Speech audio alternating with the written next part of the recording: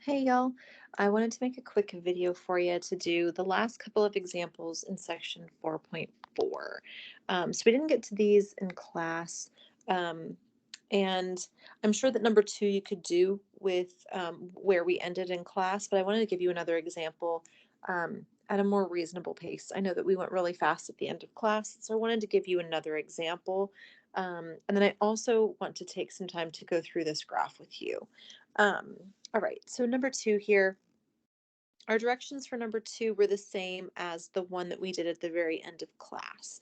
We want to find our critical points and then use the second derivative test to classify each critical point as a local max, local min, or neither. And again, the second derivative test, basically the way that that one works is that you find your critical points, you plug your critical points directly into your second derivative. You do not put your critical points on a number line and plug points around your critical points in. You plug your critical points directly into the second derivative. Okay, so let's do this. So first of all, I have to find the critical points. To find the critical points, you're looking for places where your first derivative equals 0 or where it doesn't exist.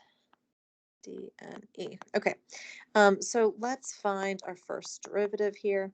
Oh, sorry, this is G, not F. Um,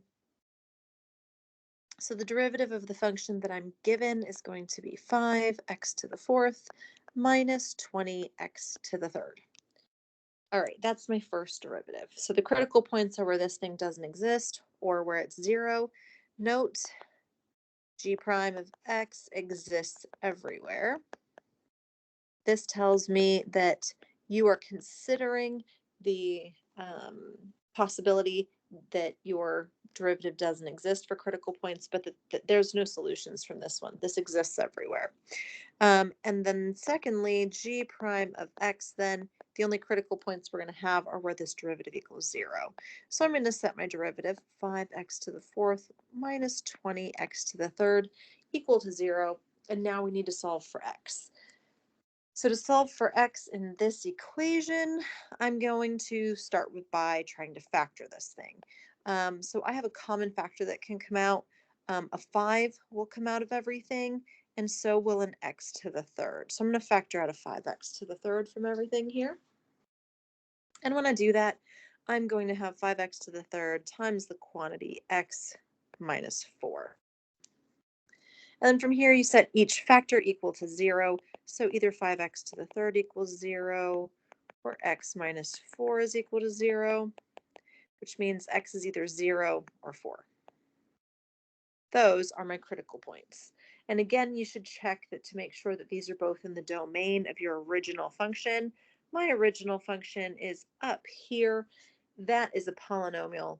Everything's in the domain of that, so we are good. These are both critical points. Okay, so now we need to classify these as maxes or mins using the second derivative test.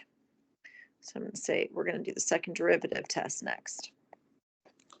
To do the second derivative test, I'm going to plug each of my critical points into my second derivative, and whether it's concave up or concave down, whether my original function is concave up or concave down at each of these points will tell me whether I'm a max or a min. So I first need to find my second derivative. Before I can plug my critical points into my second derivative, I got to know what I'm plugging it into.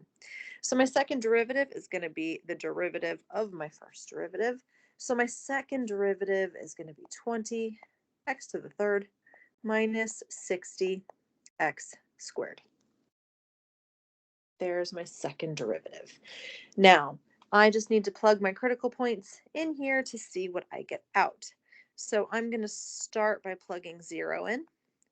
And when I do that, I get 0 minus 0, which is 0.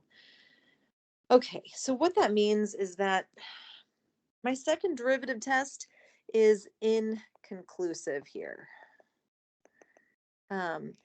If my second derivative was positive, I would be concave up.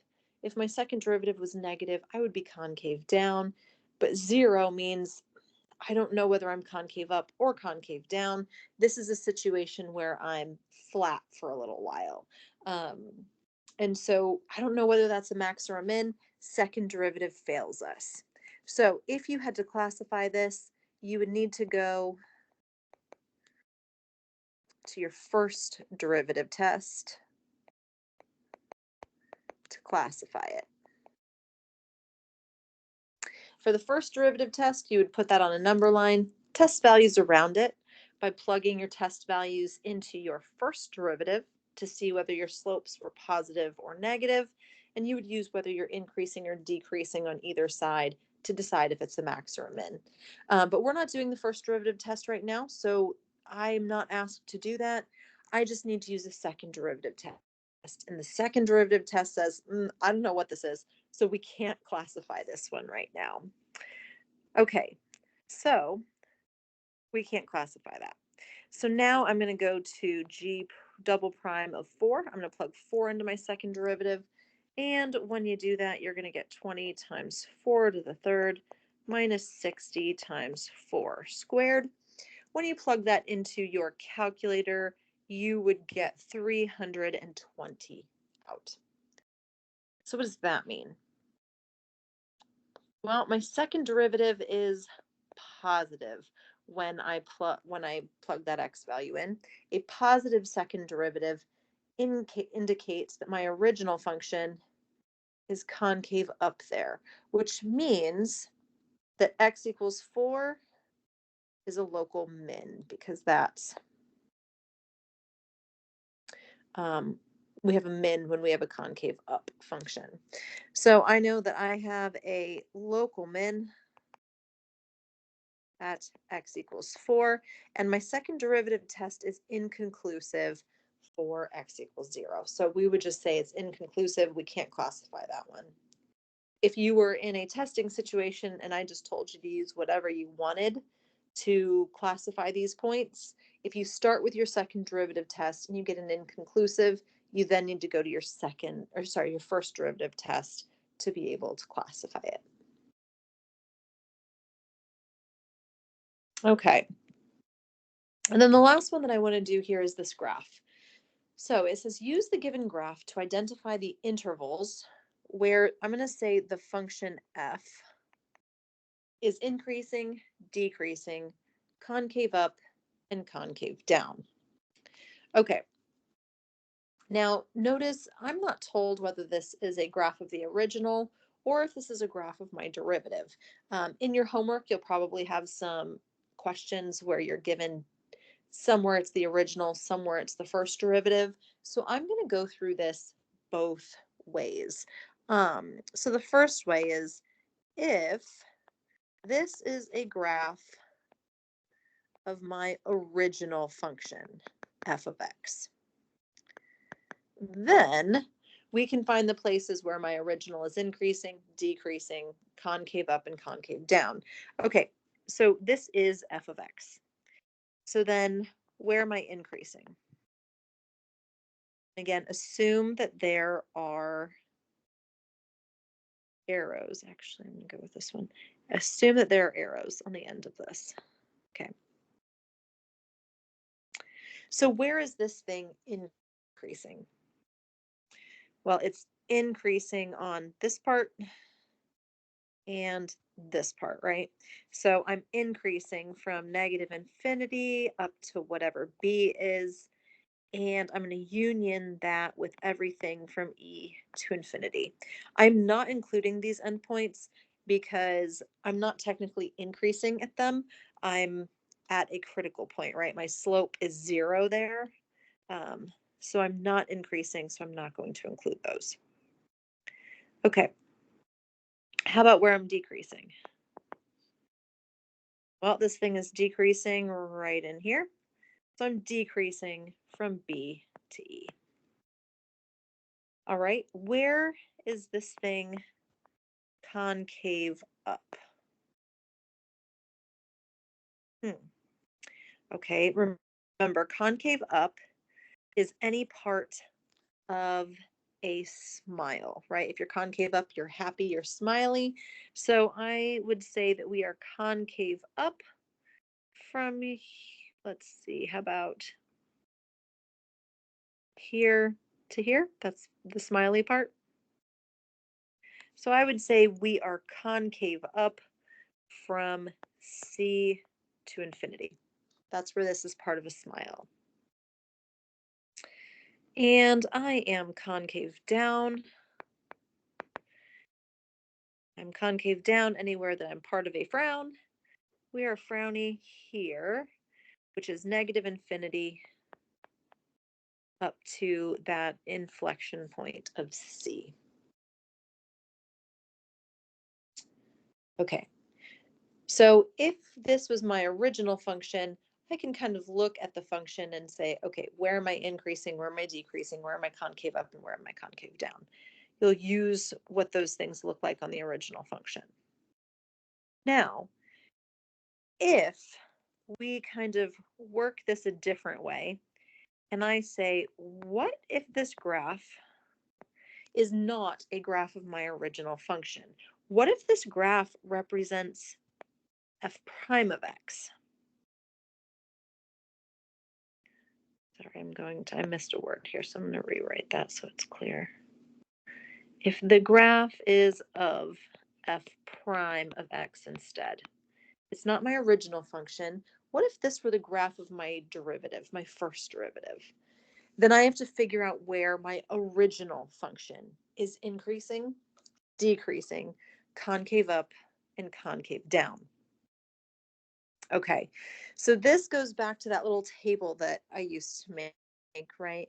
Linking f of x and f prime of x, right? I used to do this on all my exams. And we know that if my original function is increasing, that means my slopes are positive, which means my derivative is going to be above the x-axis. I need to have positive y values. If my original is decreasing, that means my slopes are negative and my derivative will be below the x-axis. I will have negative y values. I'm going to put something else over to the right in just a second. And then I know that if I have a max or a min, I usually put these together, but I'm going to separate them right now into, if I have a max or a min, I know that my first derivative has a critical point there. So I know that this is going to have an x-intercept, or it's going to have maybe a vertical asymptote or a hole. It's going to be a place where either y is 0, an x-intercept, or where it doesn't exist. So say it's either an x-intercept or it does not exist. Let's do that. Okay. Now, I'm going to add a few extra things here. So what if my original function is concave up? If my original function is concave up, that means that my slopes are increasing from left to right, right? We did this in class, that if you're concave up, what that really means is that your slopes increase from left to right.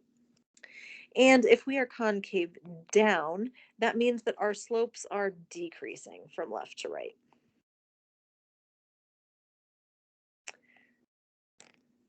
And what if I'm at an inflection point? We'll deal with that in a minute.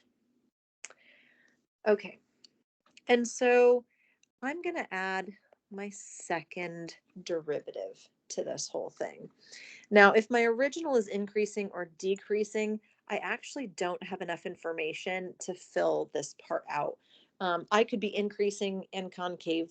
I could be increasing and concave up or increasing and concave down. I don't know what my second derivative is going to be there. I just don't have enough information to fill these guys in. But I do have enough information to fill in the rest of this. So if I'm at a max, what that means is that I'm at a maximum, which means my second derivative should be positive there, right? My second derivative should be positive. Oh, sorry. No, I'm at a max. Just kidding. Let me redo this. My brain Just trying to go too fast here. Okay. So if I'm at a max, that means I'm up here, which means my function is concave down. There we go, which means my second derivative is negative. It has negative y values, which means it's below the x-axis. And then if I'm at a min, that means my function looks something like this. That means my function is concave up there, which means my second derivative needs to be positive to accommodate that, which means my y values on my second derivative are going to be above the x-axis. And then again, anywhere I am concave up or concave down,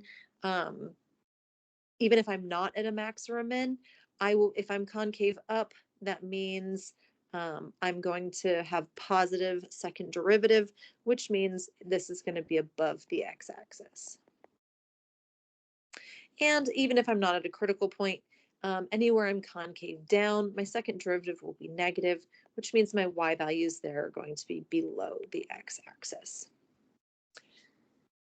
And I know that if I am at an inflection point on my original, I know that my second derivative is either going to be 0, that means I'm going to have an x-intercept, y is going to be 0 there, or my y value will not exist there. It might be a vertical asymptote, it might be a hole, but it won't exist there.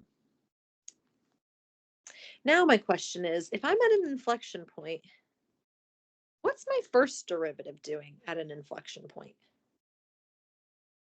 Well, keep in mind that the second derivative is the first derivative of my first derivative. So if I have an x-intercept or a place where I do not exist, that means it needs to be a critical point on my kind of function above that, if you want to think about it that way. So that means I have to be at a critical point, I have to be at a max or a min on my first derivative. Just like this relationship holds between our original and our first derivative, that same relationship needs to hold between my first derivative and my second derivative. Okay, so this tells me how my second derivative graph links to my first and my first derivative and my original.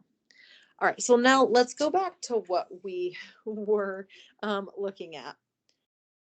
Now, I'm going to consider that this graph that I'm given is the graph of my first derivative. I want to know where my original is increasing. Okay, if my original graph is increasing, what is that going to mean about my first derivative? Well, since this is the graph of the first derivative, if my original is increasing, my first derivative needs to be above the x-axis. So the answer here is going to be anywhere this is above the x-axis, which is right here from A to D, and right here from F to the end. So I'm increasing, my original is increasing from A to D, and again from F to infinity. Okay, what if I want to know where my original is decreasing?